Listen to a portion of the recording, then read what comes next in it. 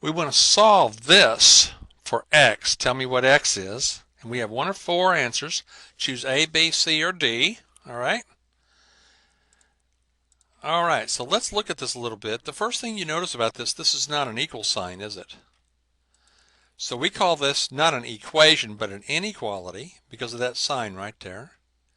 The second thing I notice about this that makes it a little strange are the absolute value signs. The absolute value signs make this an absolute value inequality. So we're dealing with an absolute value inequality. Now the first thing we notice about this is the sign right here. That is a sign that precedes or is in front of the x, not directly in front of x, but this is a bad situation. We don't want the sign in front of the x, even if it's not directly in front of it, even if you have absolute value here. We do not want this to be negative because this is going to cause mistakes to be made. So the first thing I'm going to do that most people don't do is I'm going to get rid of that sign by doing what? We have to add that to both sides. Now watch, you have 6. These cancel. Bring this straight down. Bring down your -4. And now we get to write this with a what? Instead of a negative over here, it gets written what? As a positive. Okay? Now the second thing we're going to do, we're going to add 4 to both sides of the equation. To get rid of this -4, I'm going to add 4 here and here.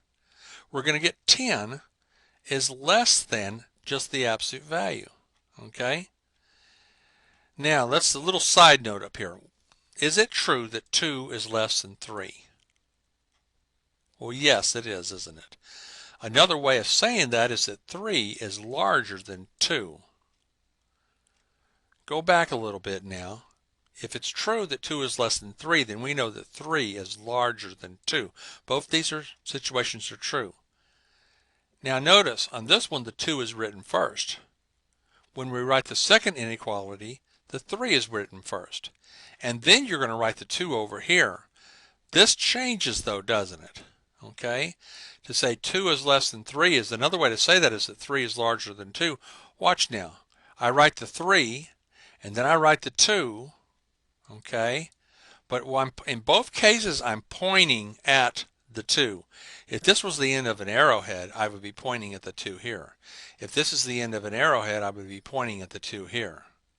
So if you want the x plus 5 to come first, and then the 10, and most people want that, then the point of this arrowhead must point at the what in both cases?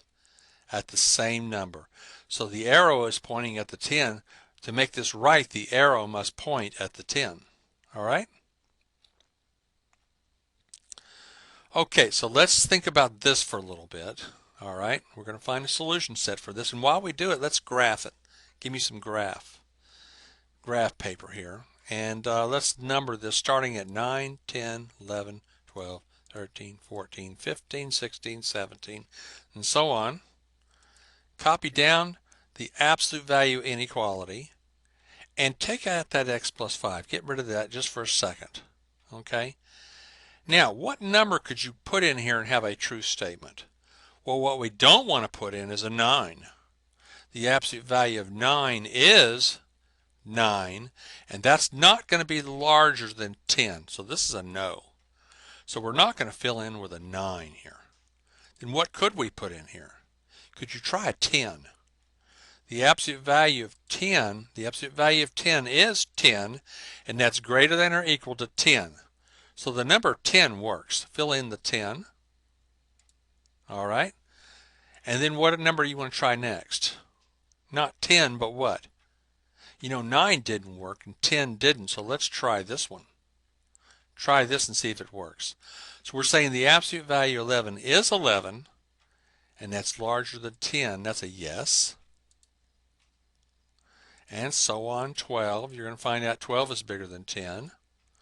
And 13 and 14. In fact, we're going to find out any number over here is going to work. We don't need those dots because this means every number to the right of 10 and including the 10 is going to be give us a true situation. Okay, all these numbers are going to can be filled in for x here and get a true situation. All right, Now that's one of two possibilities, okay? And the way we would write that, how do you write this as an inequality? Without the absolute value signs, we're saying things to the right of the 10. So what's inside of there, this x plus 5 could be this number or this number or this number or this one. How do you say x plus 5 could be 10, or x plus 5 could be 11, or x plus 5 could be 12, or x plus 5 could be 13 or 14? You would want to say x plus 5 is bigger than 10 or equal to 10. Okay? So this is an inequality, okay, that works for all these numbers right here. And notice up here I have the inequality that's absolute value. But here the absolute value signs are gone. Okay? Now let's try the same inequality and with same number line, but let's start at -9, -10, -11, -12, -13, -14, -15. And in place of here, let's pick some numbers. Okay? Now if you fill in -9, the absolute value of -9 is going to be 9. And is 9 greater than 10? No. So -9 doesn't work. How about -10? Does that work? Can you fill in for x plus 5?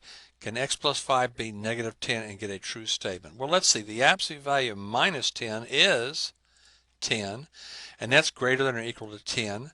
That's a yes. Fill in the 10, the -10, because it worked. Now we're going to try what? Not -10, but what? Negative what? Okay, the absolute value of -11 is 11, and that's bigger than 10. So this one worked. Fill in -12. We're getting the absolute value -12 is 12. This is true. -12, this number right here, it worked. And so on. 13 will work. Okay. 14 will work. So you see, even -15 will work, okay? So any number where we saw -9 didn't work. So we're going this way now. We're going this way. How do I say numbers to the left of -10? You think -10, -11, -12, -13, -14, all those are smaller than -10, aren't they? Numbers over here are smaller than numbers over here. So all these numbers are going to be smaller than or equal to -10. How do I say that? X plus 5, smaller than, less than the -10. So now we have two situations as true. One of them, start at 10, go to the right. We labeled that originally like this. Okay? And numbers over here. We just saw that a second ago. That works. Okay, this is what we wrote a minute ago. Numbers that are bigger than 10, numbers that are smaller than -10. Okay, so both of these work.